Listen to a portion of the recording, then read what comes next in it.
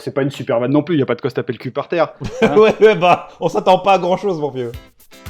Bonjour et re-bienvenue à tous pour ce deuxième volet du deuxième épisode de La Flasque et l'Enclume. Dieu que c'est compliqué. Et cette semaine, la parole est à moi pour vous présenter donc un film de Céline Sciamma, sorti en 2014. Et ce film, c'est Bande de filles. Tu parles à qui, toi?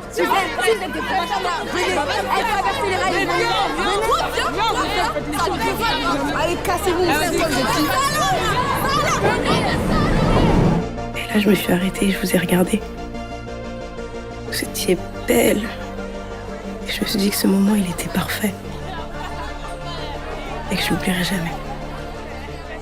Donc, Bande de filles, comme il est question d'un groupe de jeunes filles noires, je voulais juste souligner avant de commencer que question de diversité, la même année en France, donc en 2014, sortait Qu'est-ce qu'on a fait au bon Dieu, ce qui permet quand même de voir un peu quelles sont les propositions du cinéma français. Alors c'est pas pour dénigrer le cinéma populaire, c'est juste que c'est vraiment là un film débile. Après, si on pense que prendre les gens pour des cons c'est populaire, ça c'est un autre débat. Enfin après, on peut avoir un débat sur Qu'est-ce qu'on a fait au bon Dieu, mais moi je trouve que c'est une croûte. Voilà, je pense qu'on sera tous d'accord là-dessus, quoi. Non, ça n'a pas grand intérêt, non.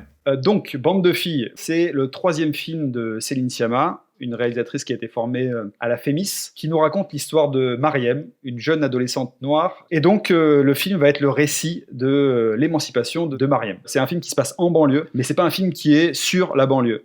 C'est un reproche qu'on lui a fait souvent, d'ailleurs, de dire oui, alors vous allez poser votre caméra en banlieue, mais vous n'en parlez quasiment pas. Mais je pense qu'effectivement, c'est parce que son propos est ailleurs. Dis-nous, qu'est-ce que tu as aimé dans ce film et pourquoi tu as voulu en faire une recommandation dans La Flasque et l'Enclume? C'est un cinéma qui est au cordeau, où rien ne dépasse, où tout est absolument précis. Il y a un niveau d'abstraction en fait dans ce film, un niveau de concentration du regard sur le personnage féminin qui décale tout ce qu'on pourrait attendre d'un film de banlieue, notamment des films de banlieue tels qu'ils sont traités par les mecs depuis 30 piges, avec des grandes réussites, mais aussi avec de gros échecs, parce que souvent on fait de la banlieue un espèce de film de western, de mauvais policiers urbains survitaminés, enfin qui dit pas grand-chose en fait d'un point de vue politique. Et là, le projet de Sciamma, il est tout autre. Je trouve que c'est un film qui est cousu d'orfin, tant dans le scénario, qui est bluffant de malice, de précision, en flirtant toujours avec un certain réalisme. Et c'est ça sa grande force. Je le trouve très moderne. Bon, il y a un travail de musique que je trouve absolument bluffant. Alors oui, certes, c'est une musique électronique qu'on retrouve maintenant dans pas mal de films. Parawan, tout mais à fait. Ouais. Qui est plutôt bien foutu. Oui, très bien foutu, la musique.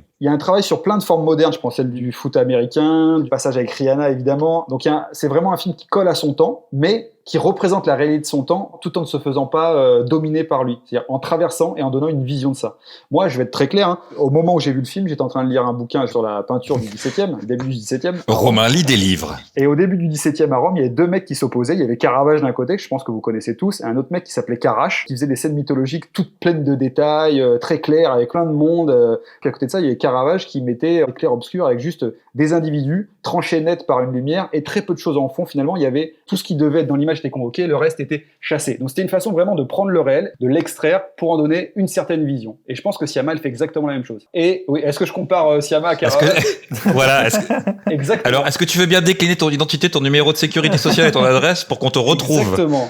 Le film en plus, après je me tais, c'est un film très engagé, très féministe, et en même temps qui n'est pas un film complètement con sur la question de quelle est la place du mec ou des hommes par rapport à ça. Au contraire, qui est un film qui est assez à discussion. On va reparler là. Et encore une fois, je dis ça parce que j'étais arrivé en voulant re-regarder ce film qui m'avait beaucoup touché à sa sortie. J'étais prêt à dégainer les armes et je me suis fait surprendre parce que je trouve qu'effectivement le parcours de Mariem est toujours fragile, comme le regard de la réalisatrice qui sait se remettre en question. Tu t'es fait surprendre parce que tu es un peu bleu, mon ami. Ce qui est marrant, c'est que des fois, quand même, on se demandait si ton intervention, c'était de l'ironie ou pas, vraiment. Non, mais j'ai beaucoup aimé la comparaison Caravage et Céline Sciamma. Allez, disons que c'était osé, voilà. Et c'est ce qu'on attend dans La Flasque et l'Enclume. C'est ce qu'on la attend. rédaction s'engage, quoi. Voilà, exactement.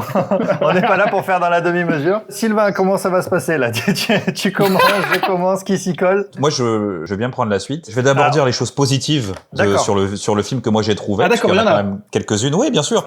Je Ok. trouve que effectivement, techniquement, c'est une excellente réalisatrice. Tourner un film en 7 semaines et demie et avoir cette qualité visuelle, c'est impressionnant. Il faut appuyer sur sa directrice de la photo, Christelle Fournier, qui a fait un gros boulot en matière de gestion de couleurs et d'éclairage, notamment avec l'utilisation du cinémascope et les lampes à mercure qu'ils ont utilisées pour l'éclairage. C'est très très bien fait. La musique aussi, on en parlait de Parawan, je trouve que ça colle bien, mais ils avaient déjà collaboré. C'était quoi son film, La naissance des pieuvres? Sur Naissance des pieuvres. Voilà. Donc là-dessus, rien à dire sur l'esthétique. Après, là où je suis en profond désaccord avec toi, c'est sur le propos du film. Pour avoir lu et écouté les interviews de l'époque, elle admettait elle-même que son sujet était venu un tout petit peu comme ça parce qu'elle était fascinée par cette espèce d'aura qu'avaient ces groupes de filles qu'elle croisait et que après, j'ai quand même vérifié mes références, après quelques heures de recherche sur Internet, elle a décidé d'en faire un film. Alors peut-être que c'est moi qui suis passé à côté, mais je pense aussi que le scénario a dû être écrit en quelques heures parce que si on le résume, on passe quand même je joue au football américain, mon frère me met des claques, je suis viré du lycée, je vole des vêtements, je vais dans une chambre d'hôtel, je fais la fête sur du Rihanna, je me bats en soutien-gorge sur des terrains vagues avec mes potes, je menace la directrice de ma mère au boulot, je deviens un peu la bosse du quartier, je couche avec le pote de mon frère. Finalement, je m'émancipe de mon groupe en vendant de la drogue à un Éric Judor maghrébin en soirée parisienne. En fait, c'est pas un scénario, c'est une partie de Camoulox ton truc. Et c'est notamment pour moi là où ça explique le fait que malgré avoir eu des critiques dithyrambiques des Inrocks, de Télérama, des gens à Cannes, donc du milieu qui se regarde, le film a fait 300 000 spectateurs. Tout court. Moi, je l'ai vu 2 fois. Large, à la louche, en comptant aussi l'export aux États-Unis, dans lequel il a été divisé que genre dans 5 salles ou un truc comme ça là-bas. Et en fait, par contre, ce qu'il faut s'intéresser, c'est il faut s'intéresser au ressenti des gens. Et moi, pour avoir vécu un peu dans ces quartiers et y avoir travaillé, je comprends pas comment tu peux dire que notamment la vision des hommes est pas manichéenne. Elle est plus que manichéenne, quoi. Le seul personnage légèrement moins méchant, c'est le type avec qui elle couche. Tous les hommes sont à peine montrés. Quand ils sont montrés, ils sont caricaturaux. C'est même un scandale, ils sont tous méchants. Alors plus, je vais rebondir sur ce que t'es en train de dire, Sylvain, c'est-à-dire plus t'es homme et plus t'es blanc et plus t'es un enculé dans ce film. Voilà, ça c'est le résumé idéologique du film, c'est-à-dire qu'il faut surtout pas être un homme. Enfin, si t'es un homme blanc, t'es méchant. Et après, si t'es un peu moins homme, ça va un peu mieux. Et si t'es pas blanc, alors là, c'est bien quoi. Et encore, tu dis, parce que c'est ce que je me suis posé comme question, et tu dis le seul homme à peu près bien, c'est celui avec qui elle couche.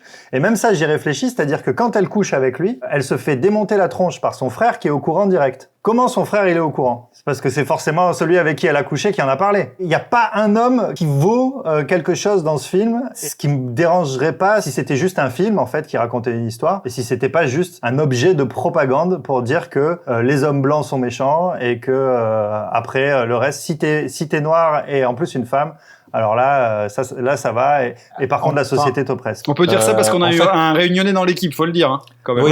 On est un peu les inconnus de la critique cinéma. Et moi, ce qui m'ennuie, tu vois, c'est que tout est sujet à un moment donné à un stéréotype. Bon, je dis dans nos quartiers parce que j'y ai vécu à l'époque. Effectivement, t'as des femmes de ménage seules qui élèvent leurs enfants. Mais là, on n'entend même pas parler un peu du père, tu sais, même autour d'une anecdote ou autour de quelque chose, quoi. Le père inexistant. Sa mère est forcément femme de ménage la nuit dans les grands bureaux parisiens. Je pense qu'elle s'intéresse vraiment à cette espèce de roman d'apprentissage moderne qu'elle a voulu montrer, cette espèce de volonté de s'émanciper. Simplement, à la fin, je trouve que ça fait juste pchit. Tu passes par le stéréotype de la fille qui devient un peu garçon manqué à la fin pour retrouver un peu d'assurance. Enfin, je veux dire, la scène d'intimidation du boss de sa mère, c'est ridicule. C'est juste ridicule. Ça viendrait à l'idée à personne, et crois-moi, je connais un peu ces quartiers, d'intimider, sachant que ta mère peut savoir ce qui se passe juste derrière. Et ça, si le but, c'est juste de montrer qu'elle a gagné en caractère en faisant ça, ben ça marche pas en fait. Je dis pas qu'il y a pas certaines approximations. Oui, mais le problème exemple, c'est que quand tu vois fais cette quand scène tu de fais du ménage social, même sans déclarer vouloir faire du social, tu ne peux pas te rater là-dessus. Je te dis, impossible. c'est pas le projet. Je te dis, c'est pas le projet. Et d'ailleurs, dans la mise en scène, c'est quoi le projet là? Parce que le projet, alors je pense que le projet, c'est un film engagé, c'est un film militant, c'est un film féministe ouvertement. Et le projet, il est très clair, c'est de renverser le pouvoir, redonner. C'est que les. Attends. Pas déconner non plus. Je te dis, c'est ce qu'elle inscrit elle en tout cas, ce désir de renversement du pouvoir masculin. Voilà. Je pense que c'est son projet elle. Une autre façon de le dire, une autre façon de dire ce que tu viens de dire, c'est que c'est un film de propagande, un peu bébête, ça c'est moi qui le rajoute. C'est un film militant. Non, c'est un film de propagande. Toi, tu trouves ça bien, mais moi, c'est ça que j'appelle de la propagande. Je vais enchaîner avec mon propos, du coup. Ouais, vas-y. Il y a beaucoup de problèmes dans ce film. J'ai vraiment détesté ce film sur beaucoup de points. Mais un point, moi, qui me hérisse le poil, c'est que c'est archi mal joué. Il n'y a pas un bon acteur dedans. C'est horrible. En même temps, quand tu fais un casting à l'arrache dans les rues... Ça sonne faux tout le temps. Et est-ce que c'est encourager la diversité que de mettre que des comédiens issus de la diversité, puisque c'est comme ça qu'il faut dire, qui jouent mal. Non, moi je trouve pas. Après il y a ce truc en France de se dire que bon c'est génial d'utiliser des comédiens qui sont amateurs et qui savent pas jouer la comédie. Je tiens à dire que ce qui est valable pour le porno ne l'est pas forcément pour le cinéma traditionnel. Pour rebondir sur ce que dit Mathias, je trouve que c'est toujours un tout petit peu pareil. C'est quand on fait des films sur les pauvres en général, alors que ce soit le cinéma que tu peux trouver, notamment à l'époque, le cinéma de Bruno Dumont sur le nord de la France ou sur les banlieues, c'est toujours rafraîchissant d'avoir des gens non professionnels. Par contre, quand le même réalisateur ou la même réalisatrice va faire, par exemple, un film historique, tu prends son dernier film qu'elle a fait, elle a pas pris de gens non professionnels pour faire son film, tu vois. Moi, j'en ai juste un tout petit peu marre. C'est-à-dire que tu peux avoir de grandes bonnes intentions. Le problème, c'est que si derrière, tu sacrifies la subtilité, ça résonne pas du tout. Et il suffit juste de regarder ce que les gens, les spectateurs qui ont vu le film en ont pensé à l'époque. Il y a plein de gens qui n'étaient absolument pas d'accord, femmes africaines, jeunes compris, qui n'étaient pas d'accord avec les choses qui étaient décrites. Alors oui, tu peux me dire c'est pas un film sur la banlieue, mais en même temps, si tu la filmes dans la banlieue, tu peux pas passer à côté. En fait, tu vois, c'est simple pour moi. Toute proportion gardée, et je vais faire attention aux termes que j'emploie, tu desserres ton sujet. On va pas se mentir, hein, elle y vit pas à l'intérieur de la banlieue. C'est pas sa vie.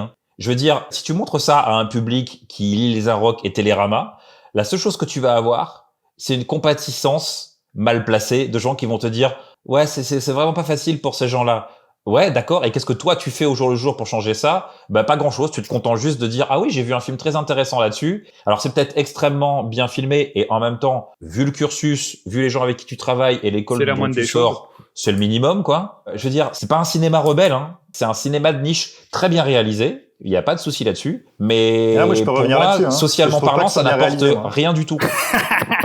Moi, je trouve que c'est mal réalisé. Je trouve que je peux avoir... J'ai même pas un droit de réponse. Il faudrait te laisser un peu répondre, Romain. Un tout petit peu. Mais t'inquiète, tu vas avoir la parole. Je pense que tu as tout à fait raison, Sylvain. Je pense qu'à la fois, c'est une démarche arrogante. Parce que de dire, ah ouais, je suis fasciné par ces jeunes femmes noires et j'ai envie d'aller voir leur énergie pour être galvanisé par elles, il y a quelque chose d'un peu étrange. Et en même temps, je pense que réellement, elle est fascinée par ces jeunes filles qu'elle filme. En tout cas, moi, je le sens. Et vous parliez du jeu des non-acteurs. Moi, je trouve qu'il y a une vraie fascination pour des gens autres que ceux du sérail dans lequel elle gravite. Dans ces cas-là, fais-le pour tous tes films. Mais si tu fais pas pour tous tes films. C'est une question de savoir jouer la comédie. Moi, je trouve que les comédiennes sont assez justes. Je trouve notamment le personnage principal, il est... Le personnage principal, je le trouve assez magnétique. Oui, mais regarde, d'ailleurs, attends. La façon dont elle positionne son regard, effectivement, la tête haute ou les yeux plus bas quand elle est en fonction des situations dans lesquelles elle est, c'est assez bien foutu. C'est pour ça que je pense que le projet de Sciamma, il est beaucoup plus profond. Et effectivement, ce projet-là, il a plus à voir avec la question de quelle est la place de la femme dans la société. Je vais plus loin encore. Moi, il y a une scène qui m'énerve particulièrement. C'est celle de l'orientation au lycée. Elle doit être au lycée, cette fille. Où clairement, en fait, la conseillère d'orientation ou le prof, on ne sait pas qui c'est, elle est désincarnée. C'est-à-dire que ce personnage n'existe même pas à l'image, d'accord ? Oui, mais ça, on se doute.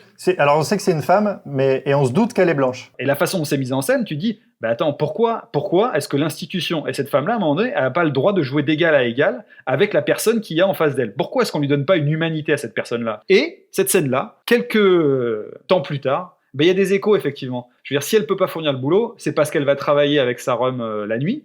Et que du coup, à ce moment-là, en fait, il y a une question de honte et de fierté qui se joue. Et qu'en fait, c'est pas tant la voix de l'institution, c'est que de dire quoi que de l'institution dise, il y a une distance qui peut pas se combler. Mais elle y va même pas travailler avec sa mère. Elle y va une fois et après, elle s'en va. Moi, je comprends que c'est récurrent et que c'est ça, en fait, qui fait qu'elle a ce positionnement-là, en fait. Pour moi, ça n'est pas subtil. En fait, le problème, c'est que tu ne peux pas faire un roman d'apprentissage et un récit d'émancipation si tu ne t'intéresses pas au contexte d'émancipation. Parce que le problème, c'est que autour, comme on ne fait pas attention aux autres, et que les personnages ne sont que des flux qui passent, tu t'émancipes de quoi, en fait ? Tu t'émancipes de quoi exactement ? Enfin, t'as l'impression que la dernière demi-heure est une espèce d'immense épilogue qui traîne en longueur pour finalement arriver à quelque chose du « je voudrais m'excuser, mais je ne m'excuse pas vraiment, et finalement, je suis triste ». Oui, c'est du oui mais non, des portes ouvertes. Mais c'est que ça dit rien, en fait. C'est un film qui raconte rien. Voilà, le problème. Moi, je pense vraiment qu'elle fait de son film une espèce de machine de guerre féministe. Il y a une cohérence dans la façon de filmer, et notamment dans la scène de danse à la Défense. À aucun moment, les pieds des danseurs sont filmés. Et donc, les danseuses, c'est juste les têtes et leurs bassins. T'as la question de la sexualité qui est remise c'est très du genre. C'est ça. C'est pour ça que je trouve que c'est très précis. C'est le monde de la note d'intention. C'est-à-dire qu'on fait pas un film, mais on a des intentions, on fait des notes d'intention. Ben non, parce que justement, ça passe par plein d'éléments concrets. Comment je filme une séquence de danse pour mettre l'accent sur la question du sexe, et donc comment aussi je suis dans cette révolte-là, purement sexualisée. Après, on peut se poser la question, est-ce que c'est sain de réduire le débat sociétal à la question du genre? Parce que finalement, c'est ça que ça fait. C'est réellement la question qui la travaille, elle, Céline Sciamma. Et là où je dis que, au-delà d'être une machine militante, la question des hommes, elle est quand même présente, parce qu'avec le petit ami, effectivement, à la fin, il y a ce dialogue où il lui dit, en gros, on va se marier, etc. Donc on sait qu'il va se prendre une veste à ce moment-là, parce que tu dis, effectivement, avec tout ce que le film a déployé, si l'autre connard, il lui dit, oui, on se marie, on a des enfants, et puis comme ça, tu restes à la maison. Et ça, c'est encore le patriarcat, parce que lui, ce qu'il veut, comme c'est un homme, c'est qu'elle soit à la maison. Exactement.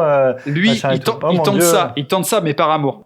Ce qu'elle dit là, à ce moment-là, la jeune fille, elle répond, je peux pas. Je suis pas une fille bien. C'est une sorte de réponse un peu paumée, en fait, en disant, bah ouais, je veux accéder à ma liberté, je veux accéder à une liberté que je juge ne pas avoir là actuellement, mais je sais pas trop comment faire, quoi. Et ça, bah ouais, je trouve ça hyper touchant, et je trouve que ça dégage le film d'un militantisme binaire. Je trouve ton interprétation un peu naïve. Juste, tu racontes une histoire. Un propos noble.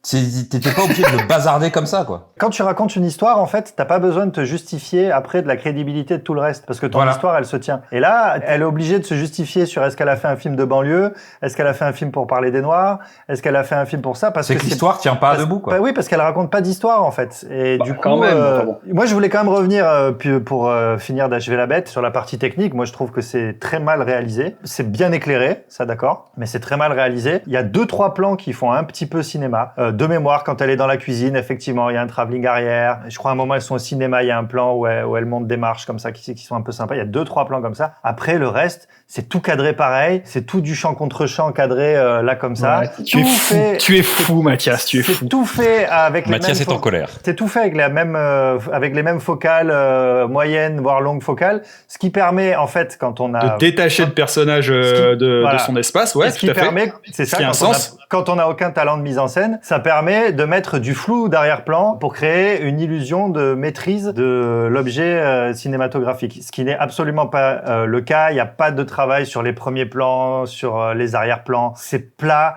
C'est fade, c'est pas le premier plan de fenêtre sur cour, quoi. Et la mise en scène, pour moi, c'est 2 choses, c'est-à-dire, qu'est-ce que fait ta caméra, le mouvement de ta caméra, on va dire, pour faire simple, et qu'est-ce qui se passe à l'intérieur de ton champ. La scène que tous les bobos ont adulée, où elles dansent sur du Rihanna, les filles, là, en fait, elle montre la pauvreté de la mise en scène, parce que, finalement, la caméra, c'est quoi? C'est globalement un plan fixe, et alors, pourquoi pas? Ça me dérange pas. Du coup, on va s'intéresser à ce qui se passe à l'intérieur, et à l'intérieur, il se passe quoi? Rien, c'est un playback. Il faut arrêter de me prendre pour un con. C'est pas parce qu'il y a des filles qui dansent sur du Rihanna que ça crée automatiquement l'émancipation de je sais pas quoi. Et je vais te donner la parole là-dessus, Romain, parce que il faut que tu me répondes. Mais après, je dirais quand même un ou 2 trucs positifs sur le film. D'accord. Ah bon? Ah, Mathias, c'est un être humain. Bon, tu l'auras compris. Moi, je trouve que sa mise en scène, elle est incroyable. J'avais compris, mais ça me désole plus qu'autre chose. Non, je trouve que c'est impeccable parce que jusque-là, on était amis et je pensais qu'il y avait des raisons. Je crois que c'est en train de s'arrêter. Et là, c'est en train de changer. La mise en scène, je la trouve d'une cohérence absolue parce que tout est traversé par la question de l'identité d'une jeune fille. Et là-dedans, je dis ça à dessein parce que je pense qu'il y a, dans ce film-là, il y a la double révolte de ce personnage qui est à la fois fille et noire, et il y a la révolte de la réalisatrice qui, elle, n'est que fille, néanmoins qui se projette dedans. Et ce que je trouve sublime, c'est quand dans chaque mot, dans chaque plan, dans chaque détail du film, la question de l'identité, elle y est, quoi. J'ai revu L'Enfer du dimanche d'Oliver Stone, dans lequel tu as un travail au début sur le foot américain avec des sons de bêtes, un cinéma baroque impeccable pour parler du foot américain et de son côté bestial, fauve. Là, le début du film, la séquence du foot américain, tu as quelque chose un peu qui est du même ordre. Et peu à peu, ces bruits vont s'éteindre pour le retour à la maison. C'est un geste tout à fait banal. Et là, il y a une façon de filmer, effectivement, d'abord le groupe, puis le groupe qui se détache, puis les personnes autour qui apparaissent tous comme des ombres. Et putain, te fait monter une tension, et tout d'un coup, t'en arrives au personnage principal, sur un truc, a priori, banal, quoi. Tu vois, ça me fout sur le cul, ouais, d'un point de vue de la cinématographie. Moi, je trouve que c'est la subtilité d'un éléphant dans un magasin de porcelaine pour dire que les hommes sont des menaces et qu'ils sont méchants. Tu parlais de la séquence d'introduction sur le foot américain. Moi, c'est la seule séquence que j'ai bien aimée au début. D'ailleurs, après, j'ai raté le film. Et elle m'a donné de l'espoir pour le film, tu vois. C'est-à-dire, quand je l'ai vu, je me suis dit, c'est cool. Et après, je me suis même dit, tu vois, en fait, ça aurait pu être une sorte de Rasta Rocket à la française. Au moins, High je me serais concept. pas fait chier. Au moins, tu rigoles. Et en fait, j'ai réfléchi et je me suis dit, tu vois, en fait, des films comme Rasta Rocket, qui sont des comédies Disney pleines de bonnes intentions et très prévisibles, eh ben, en fait, je trouve ça 1000 fois plus efficace pour lutter contre le racisme, quand on a des intentions militantes. Parce que tu vois, je me dis, un blanc qui regarde Rasta Rocket et qui serait raciste, si on est vraiment premier degré, il a des personnages de blancs qui sont un peu salauds au début parce qu'ils aiment pas trop les noirs et qui finalement se disent eux-mêmes, ah bah peut-être que j'étais con d'être raciste. Et je trouve ça beaucoup plus efficace quand on veut faire passer une idée que de simplement dire, ah bah vous voyez, les hommes sont des menaces, ils sont méchants, et puis les blancs sont racistes. Et globalement, c'est un peu le problème de tout le cinéma français, c'est que quand les gens ont un propos, il manque clairement de contraste et donc ça ne parle qu'aux gens qui sont déjà convaincus. Moi, j'ai rien d'autre à rajouter. Je pense que après ce qu'il vient de dire, c'est mic drop, on rentre à la maison. On va Romain, toi, conclure, tu non recommandes ce film? Oui, je recommande ce film. Et je dirais que les films, c'est comme les pénis. Des fois, on n'en a pas et c'est bon quand même. D'accord. Bon, moi, ce sera pas un secret. Je ne recommande absolument pas ce film.